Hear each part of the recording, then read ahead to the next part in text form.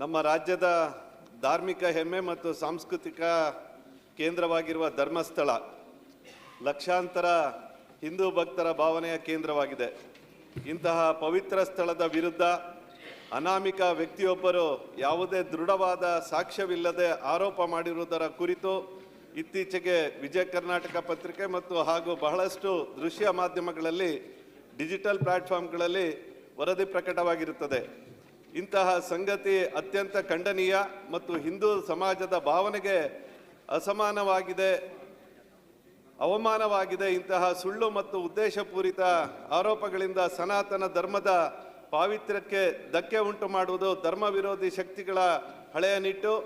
ಹಿಂದೂ ಧರ್ಮ, ಹಿಂದುತ್ವದ ಮೌಲ್ಯಗಳು ಹಾಗೂ ಧರ್ಮಸ್ಥಳದ ಹೆಗ್ಗಳಿಕೆಯನ್ನು ಹಾಳು ಮಾಡಲು ಇಂತಹ ಯತ್ನಗಳು ನಡೆಯುತ್ತಾ ಬಂದಿದೆ.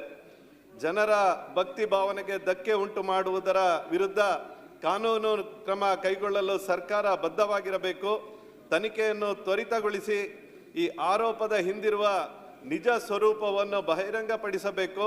ಸದನದ ಮೂಲಕ ಗೃಹ ಸಚಿವರನ್ನು ಬಲವಾಗಿ ತನಿಖೆ ಪ್ರಗತಿ ವರದಿಯನ್ನು ಸಾರ್ವಜನಿಕರಿಗೆ ಬಹಿರಂಗಪಡಿಸಿ ಹಿಂದೂ ಧರ್ಮದ ಪಾವಿತ್ರ್ಯವನ್ನು ಹಾಳು ಮಾಡಲು ಯತ್ನಿಸುವವರ ವಿರುದ್ಧ ಶೂನ್ಯ ಸಹಿಷ್ಣುತೆ ನೀತಿ ಅನುಸರಿಸಬೇಕು ಎಂದು ಶೂನ್ಯ ವೇಳೆಯಲ್ಲಿ ಒತ್ತಾಯಿಸುತ್ತೇನೆ.